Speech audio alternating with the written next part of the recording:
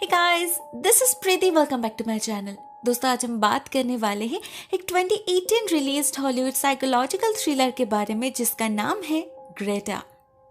इस कहानी की शुरुआत होती है एक फ्रांसिस नाम की यंग लेडी के साथ जो एक पॉश रेस्टोरेंट में वेट्रेस का काम करती है और अपने बेस्ट फ्रेंड एरिका के साथ न्यूयॉर्क शहर के एक अपार्टमेंट में रहती है। बहुत ही इनोसेंट है फ्रांसिस, ऊपर से इमोशनल भी। लास्ट ईयर अपने माँ के डेथ के बाद वो जैसे और ज्यादा सेंसिटिव हो पड़ी है। खुद को बहुत अकेली महसूस करती है बेचारी। उसके पिता क्रिस एक वर्कहॉलिक है, काम में बिजी रखते हैं खुद को। ये उनका तरीका है अपने गम से डील करने का। मगर फ्रांसिस इतना सब नहीं समझती। उसे लगता है क्रिस उससे प्यार नहीं करते, उसे वक्त नहीं देते, तो वो भी उनसे कोई रिश्ता रखना नहीं चाहती। ऐसे में एरिका उसका पूरा साथ देती है, एक अच्छे दोस्त की तरह अपनी पूरी कोशिश करती है उसे खुश रखने की। मगर जो फ्रांसिस को चाहिए वो है माँ। भला उनकी जगह कोई और कैसे फिलअप कर सकता है। ऐसे में एक रात काम से घर लौटते वक्त उसे ट्रेन में एक लवारिस पर्स मिलता है जिसे वो उठा लेती है। अंदर उसे एक आई कार्ड मिलता है जिस पर किसी ग्रेटा हाइडेक का नाम लिखा था। फ्रांसिस पहले तो उस पर्स को लॉस्ट एंड फाउंड सेक्शन में जमा करने जाती है, मगर वहां उसे कोई नहीं दिखता। साथ में उसे लग भी नहीं रहा था कि वहां से कभी ये पर्स अपने मालिक तक पहुंच पाएगा भी। तो वो डिसाइड करती है कि वो खुद ही जाएगी। आई कार्ड पर एड्रेस मेंशन्ड है जो उसके घर से ज्यादा दूर नहीं है। वो काम पे जाते वक्त ही इसे डिलीवर कर सकती है। तो नेक्स्ट मॉर्निंग फ्रांसिस वही करती है, ढूंढ निकालती है ग्रेटा हाइडेक को। पता चलता है वो एक मिडिल एज्ड विडो है, अकेली रहती है। इतने बड़े शहर में कोई नहीं है उनका। उनके हस्बैंड तो कब के जा चुके। एक बेटी है निकोला जो पेरिस में रहती है। उनका एक डॉग भी था लेकिन उसकी भी मौत हो गई। अभी वो बिल्कुल ही अकेली है, ठीक उसके जैसे। ग्रेटा को देखकर उसके बातों से फ्रांसिस को बहुत दया आता है उस पर। वो भी इक्वली लोनली है, शायद इसीलिए वो ग्रेटा का दर्द समझ पा रही थी। तो वो उसे एक ऑफर देती है, क्यों ना वो एक डॉग खरीद ले कंपनी के लिए। फ्रांसिस मदद कर सकती है। मगर ग्रेटा राजी नहीं होती। वो रेडी नहीं थी, लेकिन वो फ्रांसिस का फोन नंबर रख लेती है अगर कभी उसका मन हुआ तो उसे कांटेक्ट करने के लिए। उन्हें फोन यूज करना तक ठीक से नहीं आता था, इसलिए फ्रांसिस खुद ही अपना नंबर सेव कर देती है उनके फोन में। उनके बातचीत के दौरान फ्रांसिस नोटिस करती है दीवार के उस तरफ से बहुत जोर जोर की आवाज आ रही है। ग्रेटा कहती है उनके पड़ोसी के घर में रेनोवेशन का काम चल रहा है। पूरा दिन ही ऐसे आवाज चलती रहती है। परेशान हो चुकी है वो तो। फ्रांसिस और उनका वक्त नहीं लेती, निकल जाती है एक बहुत ही अच्छा एक्सपीरियंस लेकर। ऑलरेडी उसके दिल में इस लेडी के लिए एक सॉफ्ट कॉर्नर ग्रो करने लगा था। तो उसी रात जब ग्रेटा उसे कॉल करती है ये बताने के लिए कि उन्होंने डॉग लेने का डिसाइड कर लिया है, फ्रांसिस बहुत खुश हो जाती है। अगले दिन ही उन्हें एक शेल्टर में ले जाती है और दोनों मिलकर एक मॉर्टन नाम के डॉग का सिलेक्शन करते हैं। फ्रांसिस को उनकी कंपनी पसंद आने लगी थी। कहीं ना कहीं उसे अपनी माँ नजर आने लगी थी ग्रेटा में। स्पेशली जब वो अपनी बेटी से फोन पर बात करती थी, उनके प्यार को देखकर फ्रांसिस और ज्यादा मिस करने लगी थी अपने माँ को। ग्रेटा उसके दिल के एग्जैक्टली उसी वर्ड को भर रही थी जिसके खाली होने से पिछले 1 साल से फ्रांसिस को इतनी तकलीफ हो रही थी। तो ऑब्वियसली अटैच्ड होने लगी थी वो ग्रेटा से। इवन फ्रांसिस तो उससे ये तक प्रॉमिस करती है कि वो उसे छोड़कर कहीं नहीं जाएगी। इतना पसंद करने लगी थी वो उसे। मगर क्या ग्रेटा की फीलिंग्स भी सिमिलरली ऑनेस्ट थे? शायद नहीं। जैसे जैसे दिन गुजरने लगते हैं हमारे लिए एक बात क्लियर होने लगती है कि ग्रेटा फ्रांसिस के सामने खुद को जैसे प्रेजेंट करती है वो एक्चुअल में वैसे नहीं है। उसके पास लैपटॉप है, मॉडर्न गैजेट्स के बारे में वो काफी जानती है। इवन वो तो ऑनलाइन फ्रांसिस को स्टॉक भी करती है। उसके फ्रेंड के बारे में, उसके माँ के बारे में, उसके लाइफ के हर एक पहलू के बारे में डिटेल्स में पता है उसे। और फ्रांसिस के सामने वो ऐसा नाटक करती है ऐसे उसे नंबर तक सेव करना नहीं आता। मगर क्यों कर रही है वो ऐसा? उधर फ्रांसिस के बर्ताव से एरिका भी हैरान हो चुकी थी। वो ऑलमोस्ट हर दिन उनसे मिलने जाती थी, दोस्तों के प्लान्स कैंसिल करके उसके साथ वक्त बिताती थी। एरिका को पता था उसके अंदर क्या चल रहा है, मगर एक स्ट्रेंजर को अचानक से इतना इम्पोर्टेंस देना क्या ठीक है? फ्रांसिस को वो बहुत समझाती है, मगर फ्रांसिस उसकी एक नहीं सुनती। उस दिन उसे एरिका के साथ एक पार्टी में जाना था, जिसे वो फिर से कैंसिल कर देती है और ग्रेटा के घर चली जाती है। वहां उसे जो सुकून मिलता है वो पार्टी में नहीं मिल सकता। एरिका उन फीलिंग्स को समझ नहीं सकती। फ्रांसिस उसे समझाने की कोशिश भी नहीं करती। उसे देर जो हो रही थी, उधर ग्रेटा उसका इंतजार कर रही होगी। एक्चुअली फ्रांसिस उनके साथ एक मदरली बॉन्डिंग फील कर पाती है। जब वो दोनों एक साथ कोई स्पेशल डिश बनाते हैं और ग्रेटा उसकी तारीफ करती है, उसे ऐसा लगता है मानो उसकी माँ खुद उसकी तारीफ कर रही है। इसीलिए ही तो वो बार बार जाती है उनके पास। मगर इस बार जब वो उनके घर जाती है, कुछ अलग होता है। फ्रांसिस जब टेबल सजा रही थी, उसे कैंडल्स नहीं मिल रहे थे, तो वो इधर उधर ढूंढने लगती है और ठीक तभी उसे कुछ अजीब दिखता है। उसे दिखता है बहुत सारे एक जैसे पर्स, बिल्कुल वैसा ही जैसे एक पर्स को वो लौटाने आई थी। इवन उनमें चीजें भी एग्जैक्टली एक ही है और उन पर्स के साथ अलग अलग लड़कियों के नाम एंड फोन नंबर लिखा है, जिसमें से एक है फ्रांसिस का। इसका मतलब ग्रेटा इंटेंशनली उन्हें ट्रेन्स में छोड़ती है ताकि कोई उन्हें लौटाने आए। ऐसा कोई क्यों करेगा?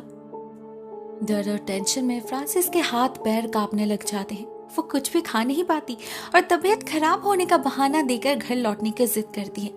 मगर दरवाजा खोल पाए तब ना, ग्रेटा ने पहले से ही ताला लगा दिया था। फ्रांसिस डर जाती है। क्या वो कैद हो चुकी है? नहीं, ग्रेटा उसे नहीं रोकती।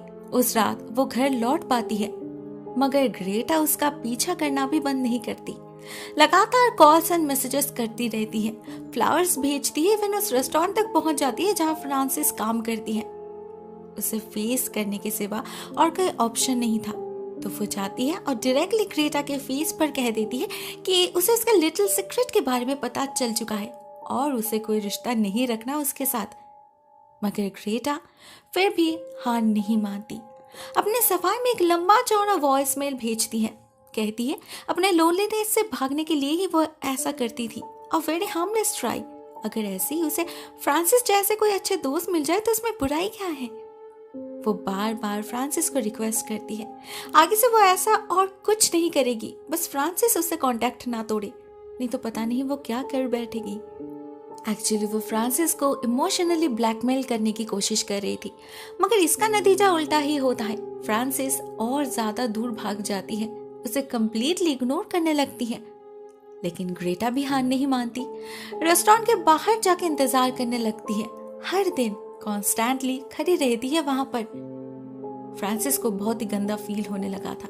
वो पुलिस में भी कंप्लेन करती है, मगर वो लोग कुछ नहीं करते क्योंकि ग्रेटा ने सच कोई गुनाह तो नहीं किया था।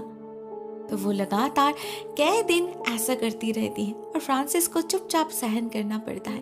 उसके हाथ से बचने के लिए फ्रांसिस ओवर टाइम भी करने लगी थी, नहीं तो ये लेडी पूरा रास्ता साय की तरह उसका पीछा करते रहेगी, जो काफी क्रीपी होगा। लेकिन इतना सब कुछ करके भी फ्रांसिस उससे बच नहीं पाती। एक रात जब वो घर लौटती है, उसे अपने अपार्टमेंट के बाहर ग्रेटा दिखती है। वो पहले तो बहुत प्यार से उसे मनाने की कोशिश करती है, लेकिन जब फ्रांसिस नहीं मानती, ग्रेटा उसके बालों पर च्युइंग गम लगा के चली जाती है। फ्रांसिस समझ नहीं पाती उसे क्या करना चाहिए। एरिका उसे लेकर पुलिस स्टेशन जाती है कंप्लेन लॉन्च करने, मगर इस बार भी पुलिस FIR लॉन्च नहीं करते। और जब रेस्ट्रेनिंग ऑर्डर की बात आती है, पता चलता है वो प्रोसेस काफी लंबा है, महीनों लग जाएंगे। मतलब फ्रांसिस कुछ नहीं कर सकती। खुद के लिए तो वो परेशान थी ही, साथ में उसे उस डॉग के लिए भी टेंशन होने लगा था। पता नहीं उस पागल औरत ने क्या किया होगा उसके साथ। तो वो अगले दिन ही शेल्टर में जाके बात करती है उस डॉग को वापस लाने के लिए, लेकिन वो शेल्टर वाले किसी सबूत के बिना ऐसा करने से मना कर देते हैं। ग्रेटा ने अपनी मीठी मीठी बातों से उन्हें भी फंसा रखा था। तो फ्रांसिस को मजबूरन उसके घर ही जाना पड़ता है, नहीं तो उसे तसल्ली नहीं हो रही थी। वो छुपके से देखती है ग्रेटा अपने डॉग को लेकर वॉक पे जा रही है। तभी उसकी नजर पड़ती है वेस्ट बिन में पड़े कुछ लेटर्स के ऊपर, जिस पर निकोला हाइडिक का नाम लिखा था, यानी कि उनके बेटी का। लेकिन उसके साथ जो एड्रेस था वो ब्रुकलिन का था, पेरिस का नहीं। मतलब ग्रेटा ने उसके बारे में भी फ्रांसिस से झूठ कहा था। फ्रांसिस उस एड्रेस को ट्रैक करके उस घर के ओनर तक पहुंच जाती है। उनका नंबर पता करके एक वॉइसमेल छोड़ती है कॉल बैक करने के लिए। उस दिन ये सब करते करते उसे काफी लेट हो चुकी थी घर लौटने में।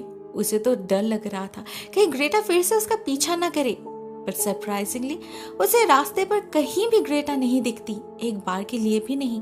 तो क्या उसने उसका पीछा करना छोड़ दिया? नहीं, उसके एब्सेंस का कारण अगले कुछ ही मिनट के अंदर फ्रांसिस को पता चल जाता है, जब उसे ग्रेटा के मैसेजेस मिलने लगते हैं।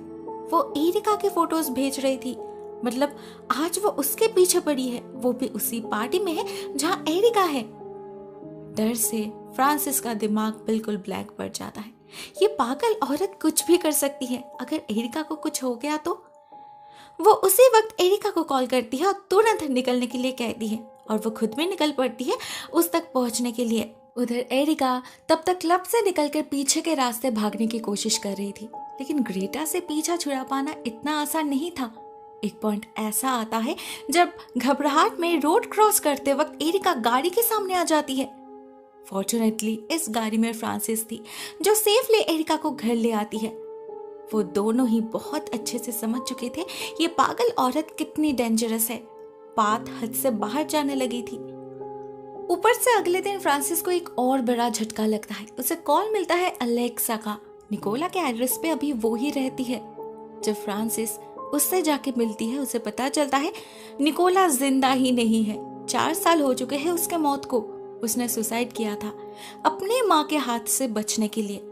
उसकी माँ ग्रेटा उस पर जो इमोशनल एंड फिजिकल टॉर्चर करती थी, अपने उस चाइल्डहुड ट्रॉमा से वो कभी बाहर निकल ही नहीं पाई। ग्रेटा अपने बेटी को इतना ज्यादा फोर्स करती थी, फ्रेंच सीखने में, पियानो सीखने में, उसके लाइफ को इतना ज्यादा कंट्रोल करने की कोशिश करती थी, इतना ज्यादा ऑब्सेसिव थी वो कि निकोला को अपने जिंदगी से बेहतर मौत लगी।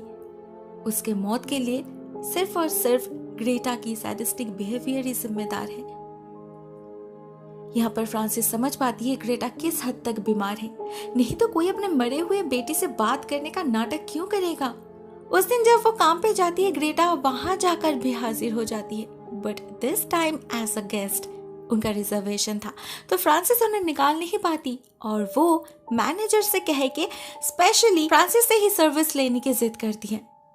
फ्रांसिस जितना हो सके उसे अवॉइड कर रही थी, बिना किसी बात के बस ऑर्डर सर्व कर रही थी, लेकिन ग्रेटा को वो पसंद नहीं आती। वो फ्रांसिस को कंटिन्यूअसली टॉन्ट करती रहती है।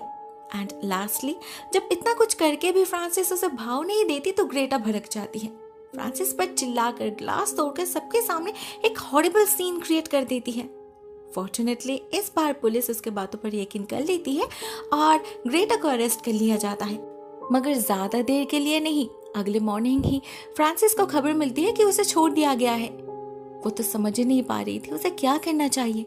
ऐसे डर डर के कोई कब तक जी सकता है। उसके पिता चाहते थे कि वो उनके साथ जाकर रहे, जो फ्रांसिस नहीं चाहती थी। अपने घर में वो वापस जाना नहीं चाहती थी। तो एरिका उसे एक आइडिया देती है। वो फ्रांसिस को उसके साथ जाने के लिए कहती है, किसी दूसरे शहर में कुछ दिनों के लिए। मतलब उन्हें यहाँ से भागना होगा ग्रेटा के डर से, मगर जब वो वापस आएगी वो फिर से आफत शुरू कर देगी। उससे बचने के लिए एक प्लान है। ये ग्रेटा उससे ऑब्सेस्ड है। उसे लगता है फ्रांसिस को उसकी जरूरत है, वो माँ बन सकती है उसकी। गलती तो फ्रांसिस कर रही है उससे दूर जाकर। भले ही सच में उसकी कोई गलती नहीं, फिर भी फ्रांसिस को उसके सामने जाकर नाटक करना होगा कि उसे रियलाइज हो चुका है कि ग्रेटा उसके लिए कितनी इम्पोर्टेंट है। बिल्कुल माँ की तरह देखभाल करती है वो उसकी। सारी गलती सच में ही उसकी है। वो समझ चुकी है सब कुछ। अभी बस उसे कुछ दिनों के लिए दूर जाना है, अपने माँ की यादों से एडजस्ट करने। उसके बाद वापस आके वो लोग एक फ्रेश स्टार्ट कर सकते हैं। इससे होगा ये कि ग्रेटा सेटिस्फाइड हो जाएगी, उसके दिल में और कोई जिद नहीं रहेगी, और ना वो पागलों की तरह फ्रांसिस का पीछा करेगी। और जब तक फ्रांसिस वापस आएगी तब तक शायद उसका अटेंशन शिफ्ट कर गया होगा, उसने अपना कोई और शिकार ढूंढ लिया होगा। फ्रांसिस को ये आइडिया अच्छा लगता है तो वो वही करती है। खुद से उससे मिलने जाती है, बहुत ही प्यार से उसे सब कुछ समझाती है, और ग्रेटा उसके जाल में फंस भी जाती है। फ्रांसिस तो बहुत खुश थी, लेकिन क्या ग्रेटा जैसे इंसान को उल्लू बनाना इतना इजी हो सकता है भला? नहीं। अगले सीन में ही हम समझ पाते हैं ग्रेटा फ्रांसिस से काफी ज्यादा चालाक है। वो उसके प्लान को समझ चुकी थी। गुस्से और फ्रस्ट्रेशन के आग में जल रही थी वो। जो गुस्सा वो निकालती है अपने डॉगी के ऊपर, उसे पॉइजन्ड मिल्क खिलाकर। एक बेजुबान जानवर को भी नहीं छोड़ती वो। उधर फ्रांसिस तो बिल्कुल टेंशन फ्री हो चुकी थी। उसे लग रहा था ग्रेटा और उसे डिस्टर्ब नहीं करेगी, लेकिन वो गलत थी। और ये बात कुछ ही देर में उसे पता चल जाती है जब वो देखती है उसके घर के प्लांट्स को किसी ने पानी दिया है। एरिका तो घर में है ही नहीं, तो ये किसका काम हो सकता है? अचानक फ्रांसिस को बहुत चक्कर आने लगते हैं। वो गिर जाती है जमीन पर। उसे समझ आता है किसी ने उसके कॉफी में कुछ पिलाया है और वो कोई अभी भी घर में ही है, उसी के आसपास। फ्रांसिस अपने ब्लरी विजन से देख पा रही थी उसे, और ये कोई और नहीं, ग्रेटा थी। उसे पता था फ्रांसिस उससे पीछा छुड़ाने की कोशिश कर रही है, इसीलिए वो खुद ही आ गई उसे अपने पास ले जाने। ग्रेटा दिन दिहाड़े उसे सिडेट करती है, उसके बाद उसे किडनैप करके अपने घर ले जाती है, मगर कोई कुछ शक नहीं करता। साथ में उसके कुछ सामान भी ले लेती है, जिससे एरिका को लगे कि वो शायद अपने घर गई होगी। ग्रेटा घर पहुंचते ही फ्रांसिस को एक सीक्रेट कमरे में ले जाती है, जो पियानो के पीछे वाले दीवार के उस तरफ है, अ हिडन रूम। वहां एक बॉक्स के अंदर डाल देती है वो फ्रांसिस को, बिल्कुल जैसे वो कभी निकोला को डाल देती। उसका बचपन तो इसी कमरे में बीता है, ऐसे ही कैद हालत में। तब तक फ्रांसिस सो चुकी थी और जैसे उसका सेंस लौटता है वो खुद को अपने घर में पाती है। मतलब इतनी देर से वो सपना देख रही थी। थैंक गॉड, कितना भयानक सपना था। उसे अपने सामने एरिका भी दिखती है, जो उसे याद दिलाती है कि उसे पैकिंग करना चाहिए। उसके डैड उसका इंतजार कर रहे होंगे। फ्रांसिस किसी तरह खुद को संभालती है और जल्दी से रेडी होकर अपना सामान लेकर निकल पड़ती है नीचे जाने के लिए। मगर जैसे ही वो लिफ्ट पे चढ़ती है, लिफ्ट क्रैश कर जाता है। लिफ्ट के दीवार श्रिंक करने लगते हैं और देखते ही देखते वो एक छोटे से बॉक्स पे बदल जाते हैं। हम समझ पाते हैं फ्रांसिस अभी भी बॉक्स में ही है, लिफ्ट में तो वो सपने में थी। जैसे उसे इस बात का एहसास होता है, वो जोर जोर से चिल्लाने लगती है और ग्रेटा आकर उसे बॉक्स से बाहर निकाल देती है, मगर उस कमरे से नहीं। फ्रांसिस को अंदर और भी बहुत सारे लड़कियों के कार्ड्स और सामान मिलते हैं, जिसका मतलब निकोला और उसके अलावा भी इस कमरे में और भी कई सारे लड़कियां रह चुकी हैं। ऐसे ही कुछ दिन बीत जाते हैं। ग्रेटा हर दिन फ्रांसिस को कुछ घंटे के लिए बाहर निकालती थी, फोर्सफुली पियानो सिखाती थी, फ्रेंच सिखाती थी, खाना बनाना सिखाती थी और फिर खाने में सिडेटिव्स मिलाकर सुला देती थी। बिल्कुल किसी खिलौने की तरह ट्रीट करती थी वो फ्रांसिस के साथ। उसके एब्सेंस से किसी को कोई शक ना हो, इसके लिए एक बहुत ही क्लेवर ट्रिक अपनाया था उसने। फ्रांसिस के फोटो गैलरी से पुराने फोटोज उठा के उनमें से कुछ फोटोज उसके डैड को भेजती थी, जिससे लगे कि वो एरिका के साथ है, और कुछ एरिका को भेजती थी जिससे उसे लगे कि वो उसके डैड के साथ है। मगर ऐसा ज्यादा दिन नहीं चलता। एक दिन क्रिस अपने बेटी से मिलने न्यूयॉर्क आ जाते हैं। उन्हें लगा था फ्रांसिस तब तक वापस आ चुकी होगी, मगर जब वो घर में नहीं मिलती और एरिका बताती है कि वो कभी उसके साथ कहीं गई ही नहीं, तब क्रिस को समझ आता है कि उनकी बेटी एक्चुअल में मिसिंग है, वो भी पिछले कई हफ्तों से। वो उसी दिन एक प्राइवेट डिटेक्टिव कोडी को हायर करते हैं उसे ढूंढ निकालने के लिए। उन्हें पता चलता है कि ये ग्रेटा हाइडेक पहले एक नर्स हुआ करती थी, लेकिन सिडेटिव्स के गलत यूजेज के कारण उनका लाइसेंस कैंसिल कर दिया गया। अभी वो कहाँ है किसी को नहीं पता। कोडी उसी दिन से काम पे लग जाते हैं और इधर फ्रांसिस भी चुप नहीं बैठती। एक दिन कुकीज बनाते वक्त कुकी कटर से वो ग्रेटा की एक उंगली काट देती है। उसके बाद बेलन से मारकर उसे बेहोश करके भागने की कोशिश करती है, मगर दरवाजे सारे के सारे लॉक्ड थे और फेंस पे इतना ऊंचा था जिसे पार करके वो घर से निकल नहीं पाती। तो वो बेसमेंट के रास्ते से जाने की कोशिश करती है, मगर वहां भी एक बड़ा सा ताला लगा हुआ था, सारे विंडोज भी सील्ड थे। फ्रांसिस को वहां एक बस्ती में एक लड़की दिखती है। ये वही थी जिसका कार्ड उसे मिला था, समान था। उसकी हालत भी बहुत खराब थी, मगर फिर भी वो जिंदा थी। फ्रांसिस जब उससे बात करने जाती है, ठीक तभी पीछे से ग्रेटा आकर उसे बेहोश कर देती है। यह सब काम वो पिछले कई दिनों से कर रही है, तो उसे आदत पड़ चुकी है इन सब की। सबसे पहले वो अपना फर्स्ट एड करती है, उसके बाद फ्रांसिस के हाथ पैर बांध के मुंह पे पट्टी डाल के फिर से एक बार उसे उसी कमरे में बंद कर देती है। उधर वो डिटेक्टिव बहुत तेजी से काम कर रहे थे। 2 दिन के अंदर ही वो ग्रेटा को ढूंढ निकालती है और उसके घर जा पहुंचते हैं फ्रांसिस को ढूंढने। मगर ग्रेटा उससे कई गुना ज्यादा चालाक थी। वो उसे अपनी बातों से बहकाने की कोशिश करती है। फ्रांसिस दीवार पे जोर जोर से धक्का देने लगी थी। उसका दोष वो अपने डॉग के ऊपर दे देती है, जो बहुत पहले ही मर चुका था। मगर फिर भी कोडी को शक होता है। वो आवाज के सोर्स को फॉलो करके पियानो के पीछे वाले दीवार तक पहुंच जाते हैं, मगर उस हिडन डोर को खोल पाए उससे पहले ग्रेटा उसके नेक पे सिडेटिव इंजेक्ट कर देती है। बेचारा चाहकर भी कुछ नहीं कर पाता। बेहोशी की हालत में अपने गन से ग्रेटा को शूट करने की कोशिश जरूर करता है, लेकिन एक भी गोली उसे नहीं लगती। फाइनली उसी बंदूक से ग्रेटा कोडी का खून कर देती है और फिर नाचने लगती है, बिल्कुल पागलों की तरह, ऐसे बहुत बड़ा कुछ अचीव कर लिया है उसने। फाइनली लाश को एक बैग में भर के बहुत सारे केमिकल डाल के फेंक देती है बेसमेंट में, जहां ऑलरेडी और भी बहुत सारे ऐसे बैग्स पड़े थे ग्रेटा के पिछले विक्टिम्स के। पता नहीं उसका ये पागलपन कितने दिनों से चल रहा है और कितने दिन चलेगा। उधर कैद रहते रहते फ्रांसिस के दिल और दिमाग सुन पड़ चुके थे। ग्रेटा जो हर रोज उसे स्लो पॉइजन करती थी, वो उसके थॉट्स को क्लाउडी बना रहा था। अभी ना उसके शरीर में उतनी ताकत थी ना दिमाग में। हर एक बीतते दिन के साथ जीने की उम्मीद कम हो रही थी उसके लिए। क्या वो कभी यहाँ से निकल पाएगी? God knows. फ्रांसिस जब ऑलमोस्ट हार मान ही चुकी थी, तभी एक दिन अचानक कुछ होता है। दरवाजे पे कोई दस्तक देता है। एक लड़की बिल्कुल उसी की तरह ग्रेटा के बैग को लौटाने आई थी। मतलब ग्रेटा ने अपना नया शिकार ढूंढ लिया है। अभी जरूर फ्रांसिस की वही हालत होगी जैसे समांथा की हुई थी। ग्रेटा को उस नए लड़की से बात करते देख फ्रांसिस जोर जोर से दीवार को पीटने लगती है। ये ठीक वैसी ही आवाज थी जो पहली बार इस घर में आने पर फ्रांसिस को सुनाई दी थी। तब जरूर समांथा थी इस कमरे में कैद। तब ग्रेटा ने कहा था कि ये नेबर्स के घर से आ रही है। इस बार भी वो इस नए लड़की से वही कहती है और उसका ध्यान भटकाने के लिए उससे इधर उधर की बातें करने लगती है। चाय भी ऑफर करती है और उसी चाय को पीने के बाद अचानक से ही ग्रेटा बेहोश पड़ती है। जो वो आज तक दूसरों के साथ करती आई है, आज वही उसी के साथ हो रहा था। यहाँ पर हमें पता चलता है ये नई लड़की और कोई नहीं एरिका है, डिस्गाइज में। वेग और मेकअप से उसने अपना चेहरा बदल लिया था, नहीं तो ग्रेटा उसे जरूर पहचान पाती। और उसी ने उसके चाय में ड्रग भी मिलाया था। क्रिस की तरह वो भी पिछले कई दिनों से फ्रांसिस को ढूंढ रही है। हर दिन सबवेज एंड ट्रेन्स में चक्कर काटे ही उसने, तब जाके उसे ये ग्रीन लेदर बैग मिला है। उसे पता था यही उसे फ्रांसिस तक ले जाएगा। वो शिकार करने आई थी, शिकार बनने नहीं।